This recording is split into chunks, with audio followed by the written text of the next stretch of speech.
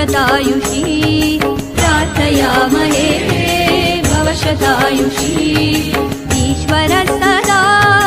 त्वां च रक्षतु ईश्वरः सदा त्वां च रक्षतु पुण्यकर्मणा कीर्तिमर्जय पुण्यकर्मणा कीर्तिमर्जय जीवनं तव भवतु सार्थकम्